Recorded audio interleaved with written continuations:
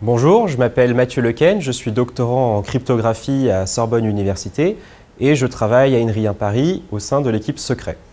Je suis aussi organisateur du concours Al-Kindi et aujourd'hui je vais vous parler de l'exercice réseau.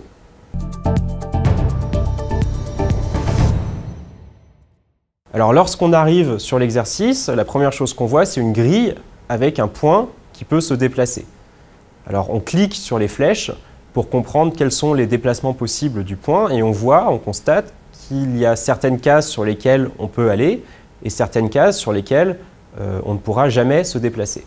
Et donc l'objectif de l'exercice, c'est de comprendre exactement sur l'ensemble des cases de la grille sur quelles cases on pourra se déplacer et sur quelles cases on n'aura pas le droit d'aller. C'est comme si on avait un échiquier avec un nouveau pion qui respecterait des règles de déplacement particulières et de comprendre donc quelles cases sont accessibles et quelles cases ne sont pas accessibles. Il y a 3 versions de difficulté de chaque exo. Sur la première version, c'est relativement simple. On voit qu'on peut se déplacer à gauche, à droite, en haut, en bas, en allant 2 cases à gauche, 2 cases à droite. On peut se déplacer sur la partie haute de la grille facilement. On peut voir sur quelle case de chaque zone on peut se rendre. Pour les zones qui sont dans la partie inférieure de la grille, donc dans lesquelles on n'a pas le droit de se rendre directement, on comprend vite qu'on peut se positionner au-dessus et compter de 2 en 2 pour voir quelles sont les cases qui sont accessibles et quelles sont les cases qui ne sont pas accessibles. Pour la version intermédiaire, là, tout de suite, c'est un tout petit peu plus compliqué puisque les flèches avec lesquelles on a le droit de se déplacer, les déplacements autorisés, sont un petit peu moins pratiques. Lorsqu'on, par exemple, on veut se déplacer vers le haut, on n'a pas juste une flèche qui va vers le haut. Néanmoins, lorsqu'on essaye, par exemple, de regarder si on peut atteindre la case en haut à gauche, on voit qu'en alternant une flèche puis l'autre, à chaque fois, en fait, on se déplace d'une case en haut à gauche sur la diagonale. Et donc, en fait, en répétant ce déplacement, une fois qu'on est sur une case, on peut se déplacer n'importe où sur la diagonale concernée. Donc, on peut atteindre toutes les diagonales de cette façon. Et cette astuce nous permet de beaucoup mieux visualiser quelles sont les cases sur lesquelles on a le droit de se rendre, quelles sont les cases sur lesquelles on n'a pas le droit de se rendre. Et donc, on peut conclure quels sont les points dans chaque zone qui sont accessibles et valider cet exercice. Donc, lorsqu'on découvre le sujet de la version difficile, on voit qu'ici, il y a quelque chose de nouveau qui se passe, c'est-à-dire que les flèches sont grandes et en fait, lorsqu'elles dépassent d'un côté, on revient de l'autre côté. C'est comme si on faisait le tour de la grille. En mathématiques, on dit que c'est un tore. Alors, du coup, on comprend encore moins quels sont les bons déplacements qu'on a le droit d'effectuer, mais pour simplifier les choses, on va essayer d'utiliser la même astuce qu'à l'exercice précédent, à la version précédente, à savoir qu'on va essayer d'identifier des déplacements plus petits qu'on a le droit d'effectuer. Donc par exemple, si on utilise les flèches pour se déplacer vers la gauche et qu'on fait tout le tour, au bout d'un certain temps, on se rend compte qu'on s'est retrouvé juste 2 cases plus bas que la position d'origine sur la diagonale. Donc c'est ici la flèche verte.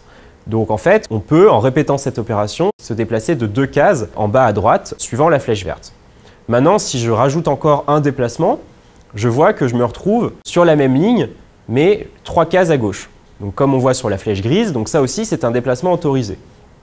Donc en fait, on peut se dire que ces petites flèches, on peut les obtenir en répétant, en itérant les grandes flèches.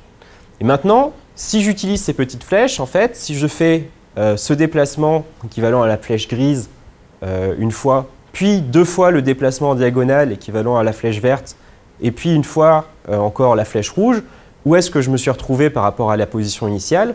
Je suis juste une case en haut à gauche sur la diagonale. Donc en fait, en itérant tous les déplacements, on peut au final se retrouver juste une case en haut à gauche sur la diagonale. Donc comme à la version précédente, finalement, on se rend compte qu'on peut se déplacer partout sur les diagonales en haut à gauche ou en bas à droite. Et une fois qu'on a remarqué ça, et seulement là, on peut beaucoup mieux comprendre quelles sont les positions qu'on peut atteindre et donc décider dans chaque zone quelles sont les cases qui sont atteignables et valider l'exercice. Quel rapport avec la cryptographie? Alors ici, on est face à un problème qui peut être soit très facile si on a des petites flèches, des flèches qui sont pratiques pour se déplacer en haut, en bas, à droite, à gauche. Et le même problème peut devenir très difficile si on a des longues flèches qui vont dans des directions qui ne sont pas forcément bien identifiées. Donc en fait, ça c'est quelque chose qu'on aime bien utiliser en cryptographie, un problème qui peut être très difficile de manière générale et en même temps devenir très facile si on a une astuce qui le simplifie. Ici, l'astuce, ça va être de pouvoir comprendre comment construire des petites flèches. C'est comme si vous imaginez que vous avez un cadenas à code.